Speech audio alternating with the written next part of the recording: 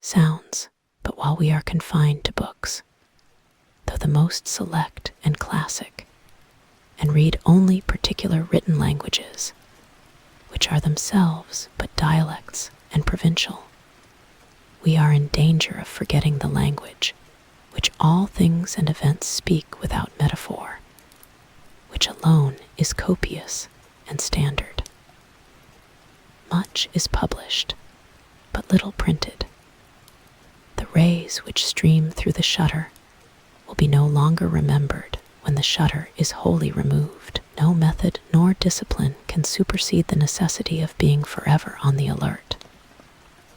What is a course of history, or philosophy, or poetry, no matter how well selected, or the best society, or the most admirable routine of life, compared with the discipline of looking always at what is to be seen? Will you be a reader, a student merely, or a seer? Read your fate, see what is before you, and walk on into futurity. I did not read books the first summer I hoed beans. Nay, I often did better than this. There were times when I could not afford to sacrifice the bloom of the present moment to any work, whether of the head or hands. I love a broad margin to my life.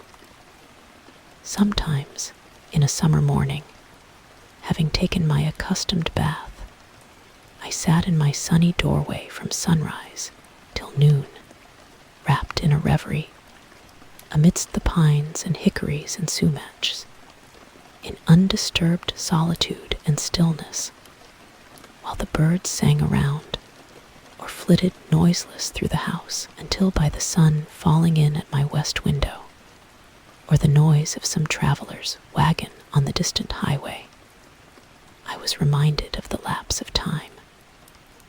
I grew in those seasons like corn in the night, and they were far better than any work of the hands would have been. They were not time subtracted from my life, but so much over and above my usual allowance. I realized what the Orientals mean by contemplation and the forsaking of works. For the most part, I minded not how the hours went. The day advanced, as if to light some work of mine. It was morning, and lo, now it is evening, and nothing memorable is accomplished. Instead of singing like the birds, I silently smiled at my incessant good fortune. As the sparrow had its trill, sitting on the hickory before my door, so had I my chuckle, or suppressed warble, which he might hear out of my nest. My days were not days of the week, bearing the stamp of any heathen deity, nor were they minced into hours and fretted by the ticking of a clock. For I lived like the Puri Indians, of whom it is said that for yesterday, today, and tomorrow they have only one word, and they express the variety of meaning by pointing backward for yesterday, forward for tomorrow, and overhead for the passing day. This was sheer idleness to my fellow townsmen, no doubt, but if the birds and flowers had tried me by their standard, I should not have been found wanting. A man must find his occasions in himself. It is true. The natural day is very calm, and will hardly reprove his indolence. I had this advantage, at least, in my mode of life, over those who were obliged to look abroad for amusement, to society and the theater, that my life itself was become my amusement, and never ceased to be novel. It was a drama of many scenes, and without an end. If we were always indeed getting our living, and regulating our lives according to the last and best mode we had learned, we should never be troubled with ennui. Follow your genius closely enough, and it will not fail to show you a fresh prospect every hour. Housework was a pleasant pastime. When my floor was dirty, I rose early, and setting all my furniture out of doors on the grass, bed and bedstead making but one budget, dashed water on the floor and sprinkled white sand from the pond on it, and then with a broom scrubbed it clean and white. And by the time the villagers had broken their fast, the morning sun had dried my house sufficiently to allow me to move in again, and my meditations were almost uninterrupted. It was pleasant to see my whole household effects out on the grass, making a little pile like a gypsy's pack, and my three-legged table, from which I did not remove the books and pen and ink, standing amid the pines and hickories. They seemed glad to get out themselves, and as if unwilling to be brought in. I was sometimes tempted to stretch an awning over them and take my seat there. It was worth the while to see the sun shine on these things, and hear the free wind blow on them. So much more interesting most familiar objects look out of doors than in the house. A bird sits on the next bough. Life everlasting grows under the table, and blackberry vines run round its legs. Pine cones, chestnut burrs, and strawberry leaves are strewn about. It looked as if this was the way these forms came to be transferred to our furniture, to tables, chairs, and bedsteads, because they once stood in their midst. My house was on the side of a hill, immediately on the edge of the larger wood, in the midst of a young forest of pitch pines and hickories, and half a dozen rods from the pond, to which a narrow footpath led down the hill. In my front yard grew the strawberry, blackberry, and life everlasting, johnswort and goldenrod, shrub oaks and sand cherry, blueberry and groundnut. Near the end of May, the sand cherry, Cerasus pumila, adorned the sides of the path with its delicate flowers arranged in umbels cylindrically about its short stems, which last, in the fall, weighed down with good-sized and handsome cherries, fell over in wreaths like rays on every side. I tasted them out of compliment to nature, though they were scarcely palatable. The sumac, Rus glabra, grew luxuriantly about the house, pushing up through the embankment which I had made, and growing 5 or 6 feet the first season. Its broad, pinnate, tropical leaf was pleasant though strange to look on. The large buds, suddenly pushing out late in the spring from dry sticks, which had seemed to be dead, developed themselves, as by magic, into graceful green and tender boughs, an inch in diameter, and sometimes, as I sat at my window, so heedlessly did they grow and tax their weak joints, I heard a fresh and tender bough suddenly fall like a fan to the ground, when there was not a breath of air stirring, broken off by its own weight. In August, the large masses of berries, which, when in flower, had attracted many wild bees, gradually assumed their bright velvety crimson hue, and by their weight again bent down and broke the tender limbs. As I sit at my window this summer afternoon, hawks are circling about my clearing, the tantivy of wild pigeons, flying by 2s and 3s athwart my view, or perching restless on the white pine boughs behind my house, gives a voice to the air. A fish hawk dimples the glassy surface of the pond and brings up a fish. A mink steals out of the marsh before my door and seizes a frog by the shore.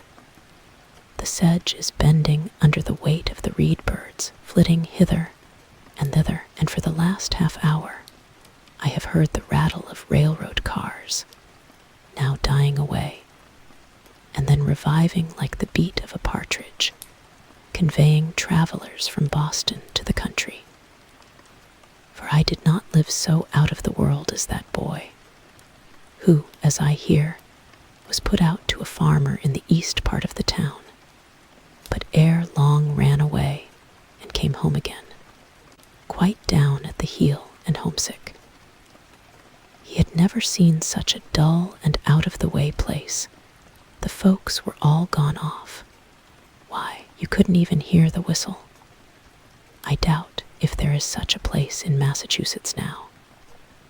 In truth, our village has become a butt for one of those fleet railroad shafts, and o'er our peaceful plain, its soothing sound is Concord. The Fitchburg Railroad touches the pond about 100 rods south of where I dwell.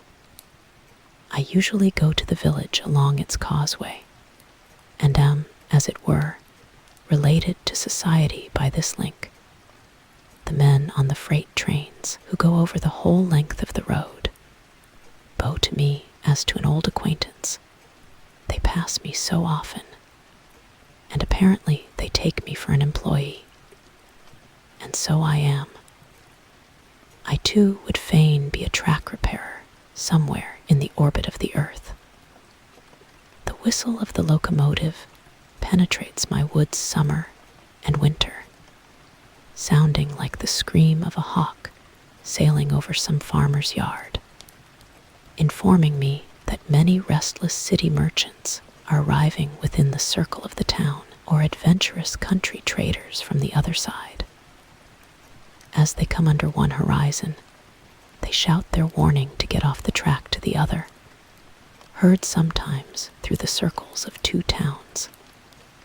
Here come your groceries, country, your rations, countrymen.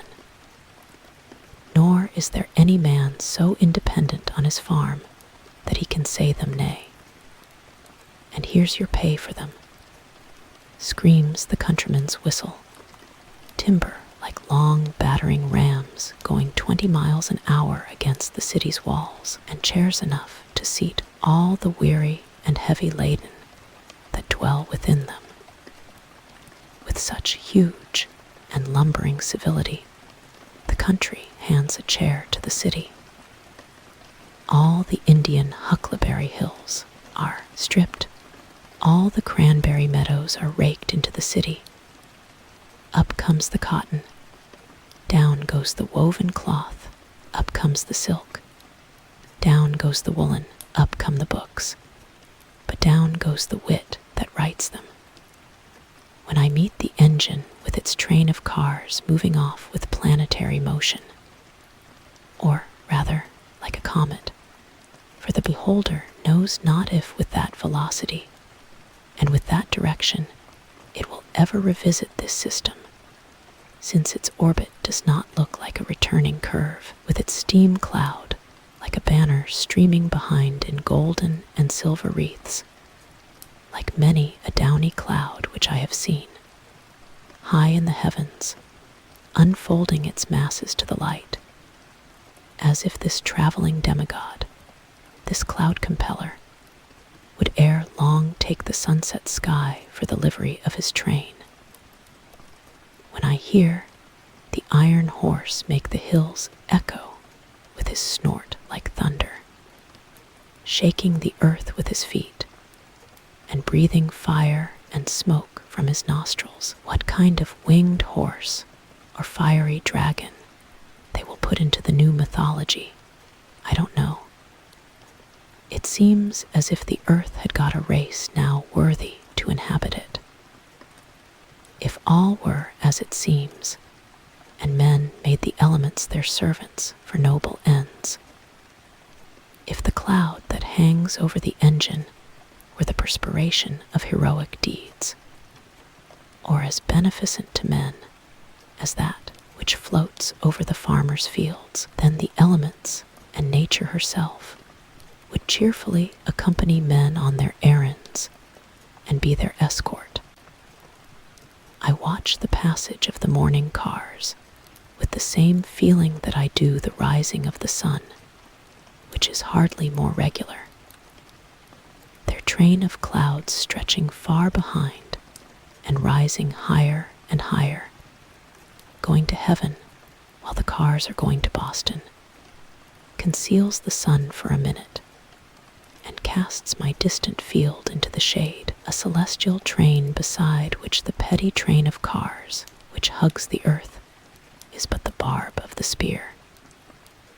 The stabler of the iron horse was up early this winter morning by the light of the stars amid the mountains, to fodder and harness his steed. Fire, too, was awakened thus early to put the vital heat in him and get him off.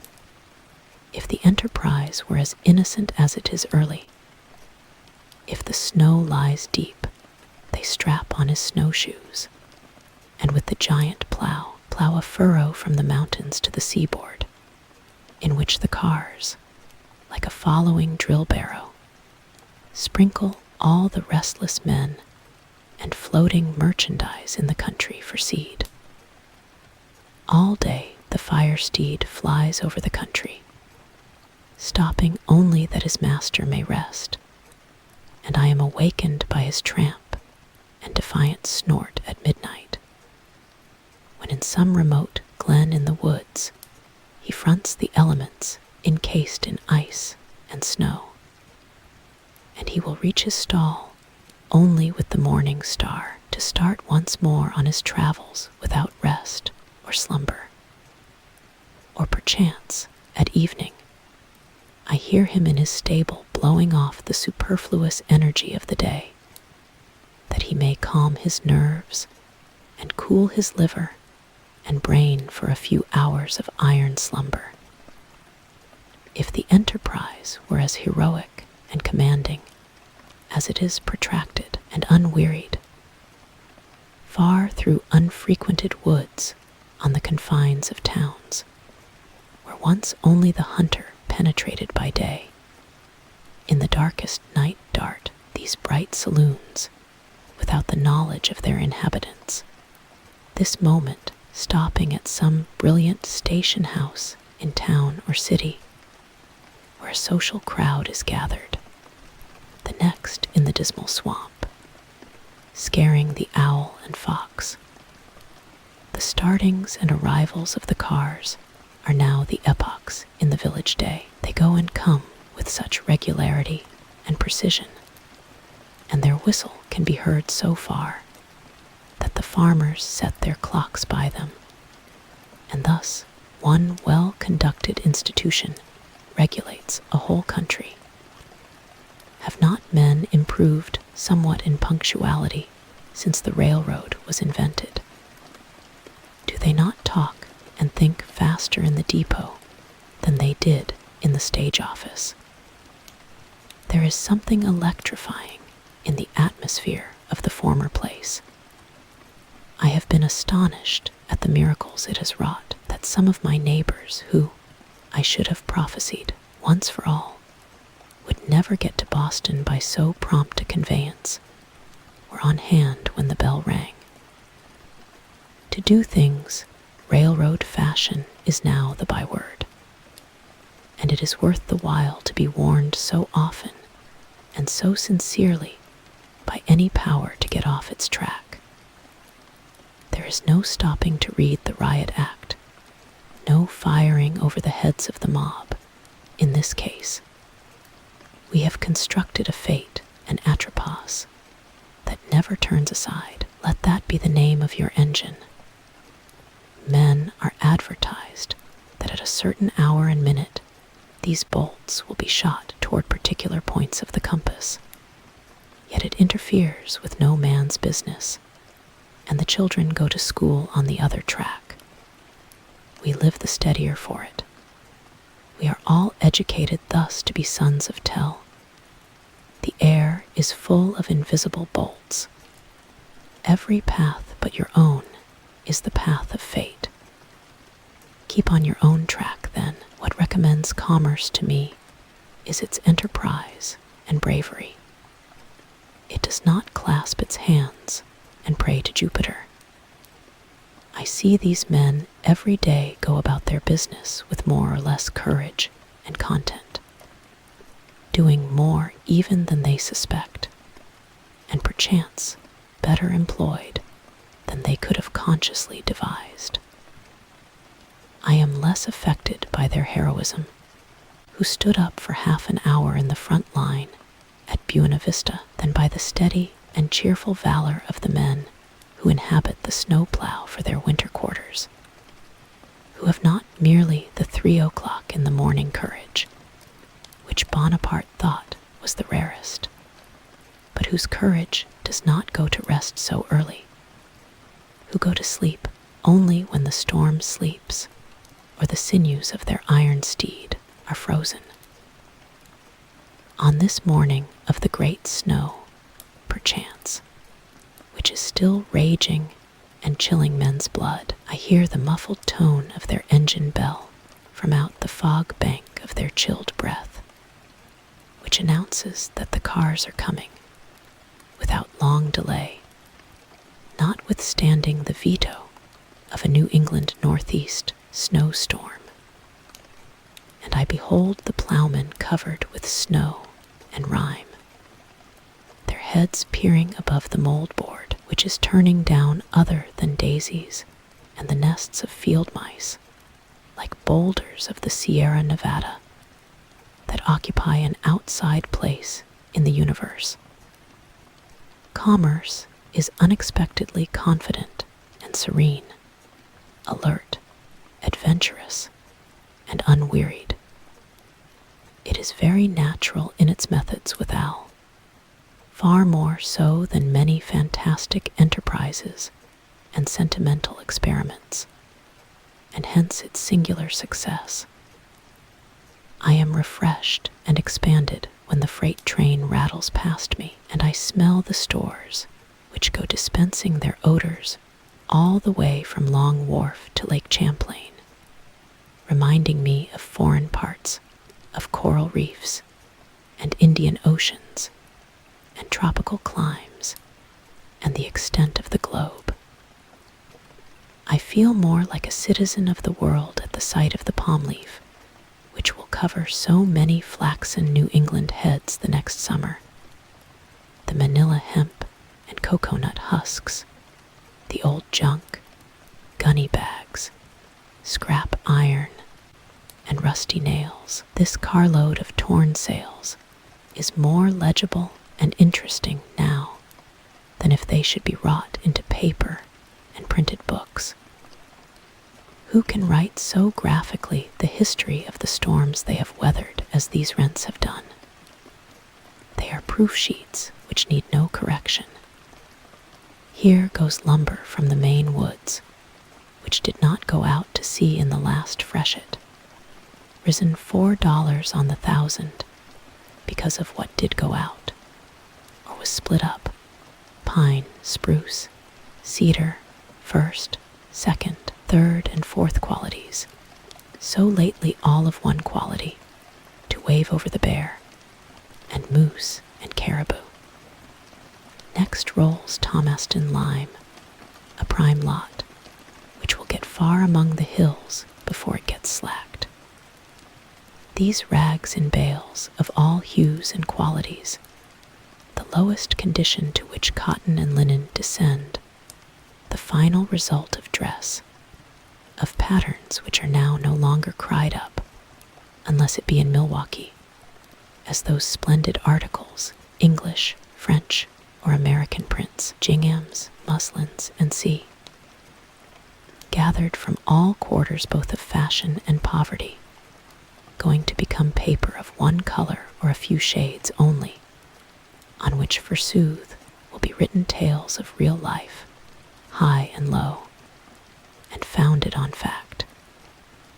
This closed car smells of salt fish, the strong New England and commercial scent, reminding me of the Grand Banks and the fisheries.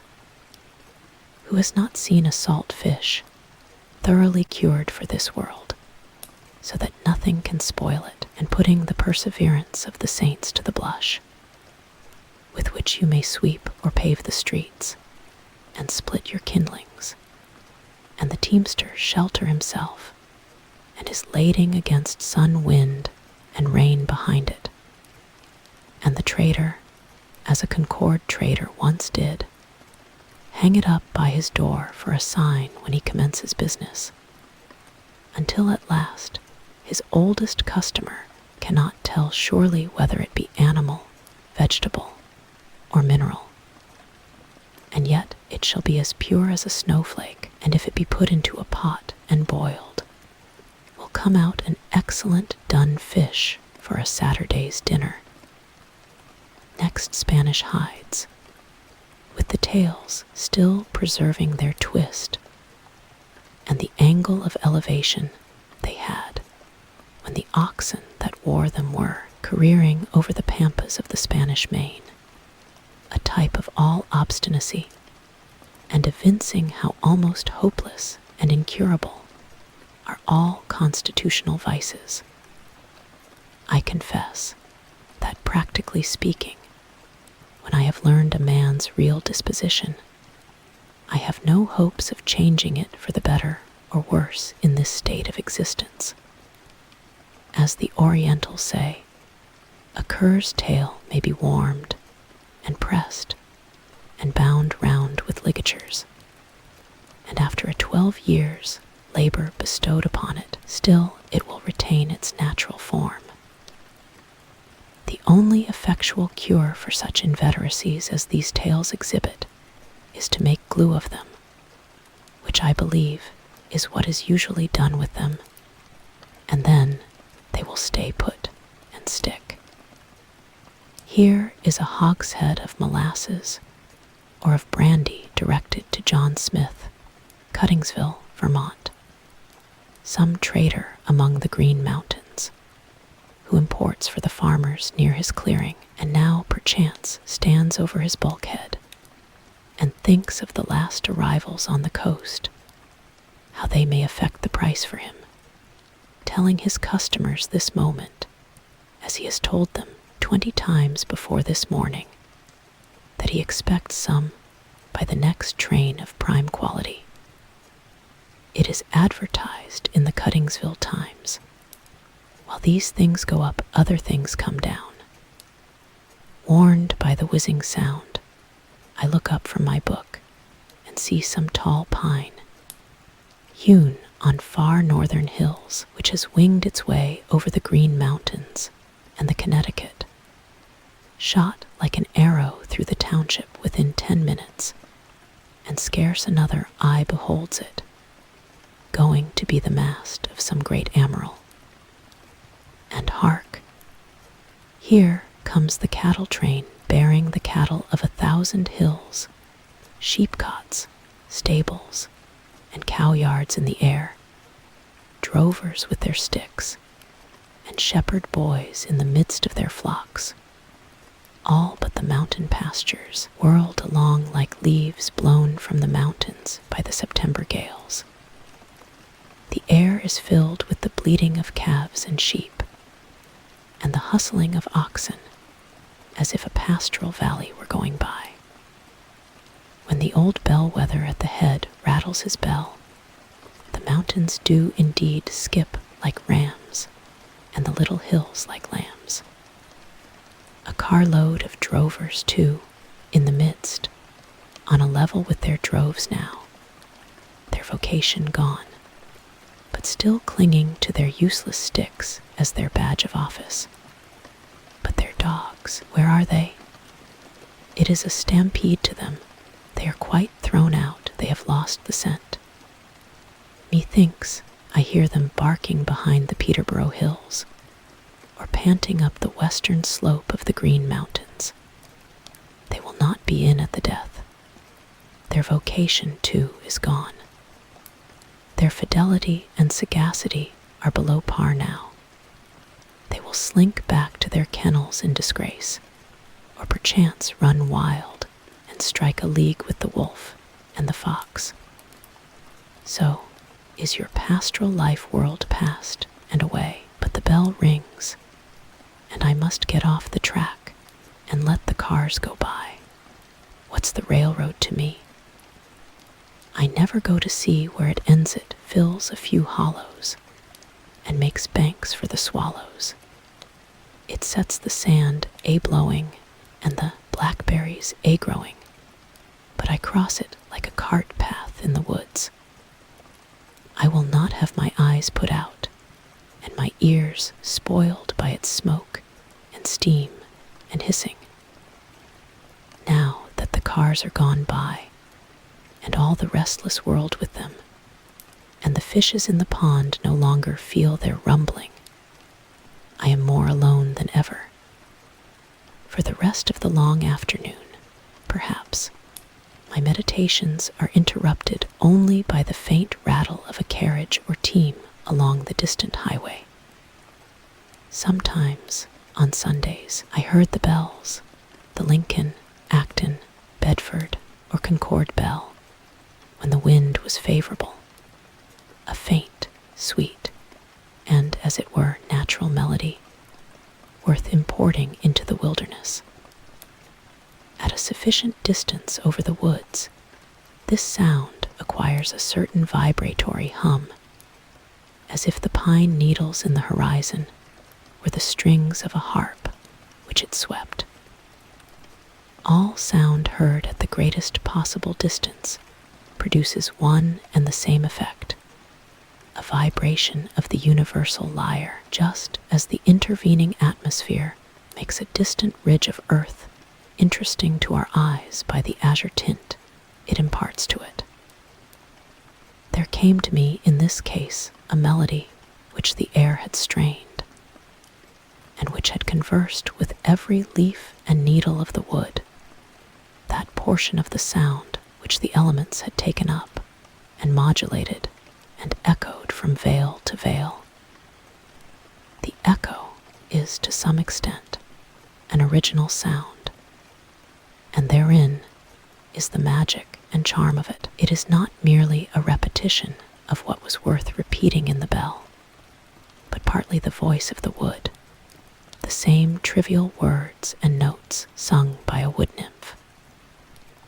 At evening, the distant lowing of some cow in the horizon beyond the woods sounded sweet and melodious, and at first I would mistake it for the voices of certain minstrels by whom I was sometimes serenaded, who might be straying over hill and dale, but soon I was not unpleasantly disappointed when it was prolonged into the cheap and natural music of the cow.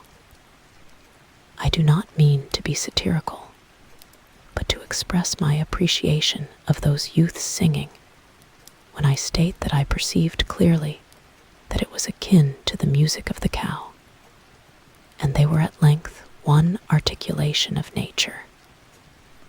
Regularly, at 7:30, in one part of the summer, after the evening train had gone by, the whippoorwills chanted their vespers for half an hour, sitting on a stump by my door, or upon the ridge-pole of the house. They would begin to sing almost with as much precision as a clock, within 5 minutes of a particular time, referred to the setting of the sun every evening. I had a rare opportunity to become acquainted with their habits. Sometimes I heard 4 or 5 at once in different parts of the wood, by accident one a bar behind another, and so near me that I distinguished not only the cluck after each note, but often that singular buzzing sound like a fly in a spider's web, only proportionally louder. Sometimes one would circle round and round me in the woods, a few feet distant, as if tethered by a string, when probably I was near its eggs. They sang at intervals throughout the night, and were again as musical as ever just before and about dawn. When other birds are still, the screech owls take up the strain, like mourning women their ancient ululu. Their dismal scream is truly Ben Jonsonian. Wise midnight hags. It is no honest and blunt to-wit to-who of the poets, but without jesting, a most solemn graveyard ditty, the mutual consolations of suicide lovers remembering the pangs, and the delights of supernal love in the infernal groves. Yet I love to hear their wailing, their doleful responses, trilled along the woodside, reminding me sometimes of music and singing birds, as if it were the dark and tearful side of music, the regrets and sighs that would fain be sung. They are the spirits, the low spirits and melancholy forebodings of fallen souls that once in human shape night walked the earth and did the deeds of darkness, now expiating their sins with their wailing hymns or threnodies in the scenery of their transgressions. They give me a new sense of the variety and capacity of that nature which is our common dwelling. Oh, that I never had been Borrrn, sighs one on this side of the pond, and circles with the restlessness of despair to some new perch on the grey oaks than that I never had been Borrrn. Echoes another on the farther side with tremulous sincerity, and Borrrn comes faintly from far in the Lincoln woods. I was also serenaded by a hooting owl.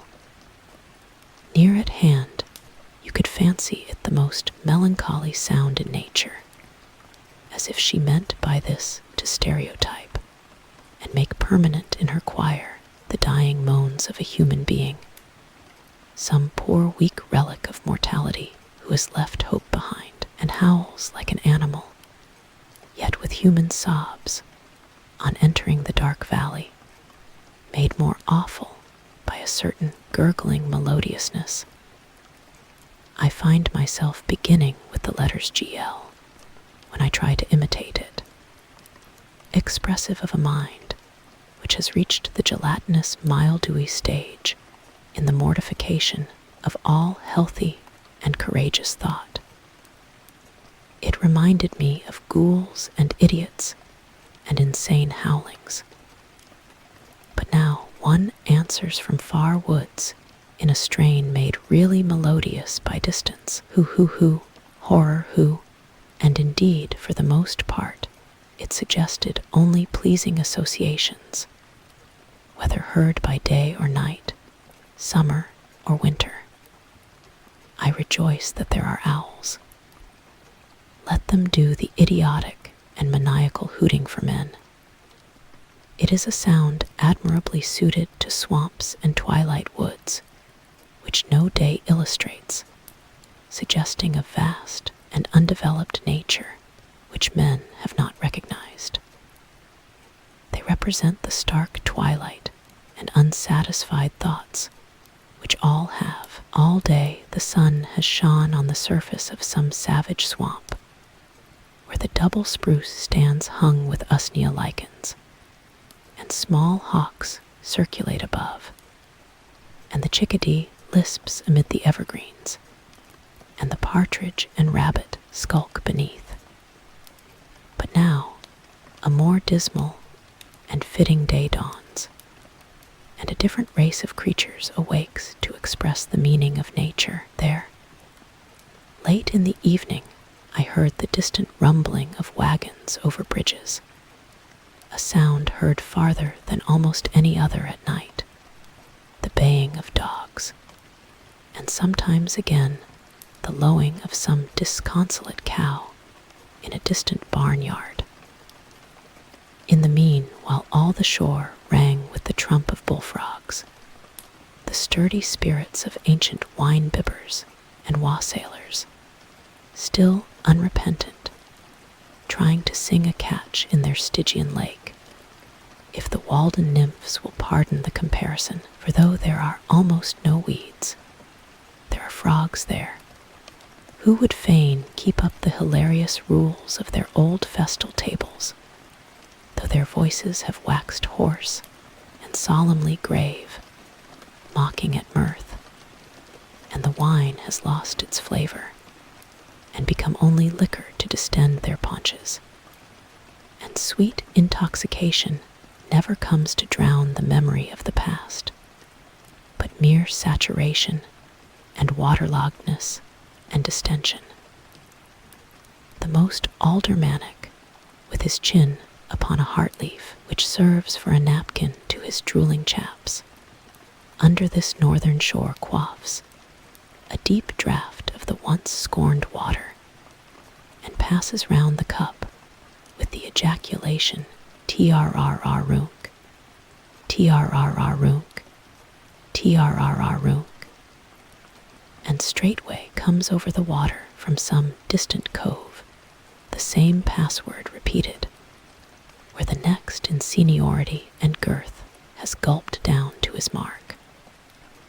And when this observance has made the circuit of the shores, then ejaculates the master of ceremonies, with satisfaction, "Trrrrrunk," and each in his turn repeats the same down to the least distended, leakiest, and flabbiest paunched, that there be no mistake. And then the bowl goes round again and again, until the sun disperses the morning mist, and only the patriarch is not under the pond, but vainly bellowing trunk from time to time, and pausing for a reply. I am not sure that I ever heard the sound of cock crowing from my clearing, and I thought that it might be worth the while to keep a cockerel for his music merely, as a singing bird. The note of this once wild Indian pheasant is certainly the most remarkable of any birds, and if they could be naturalized without being domesticated, it would soon become the most famous sound in our woods, surpassing the clangor of the goose and the hooting of the owl. And then imagine the cackling of the hens to fill the pauses when their lord's clarions rested. No wonder that man added this bird to his tame stock, to say nothing of the eggs and drumsticks. To walk in a winter morning in a wood where these birds abounded, their native woods, and hear the wild cockerels crow on the trees, clear and shrill for miles over the resounding earth, drowning the feebler notes of other birds. Think of it. It would put nations on the alert. Who would not be early to rise, and rise earlier and earlier every successive day of his life, till he became unspeakably healthy, wealthy, and wise? This foreign bird's note is celebrated by the poets of all countries, along with the notes of their native songsters. All climates agree with brave Chanticleer. He is more indigenous even than the natives. His health is ever good, his lungs are sound, his spirits never flag. Even the sailor on the Atlantic and Pacific is awakened by his voice, but its shrill sound never roused me from my slumbers. I kept neither dog, cat, cow, pig, nor hens, so that you would have said there was a deficiency of domestic sounds. Neither the churn, nor the spinning wheel, nor even the singing of the kettle, nor the hissing of the urn, nor children crying to comfort one. An old-fashioned man would have lost his senses or died of ennui before this.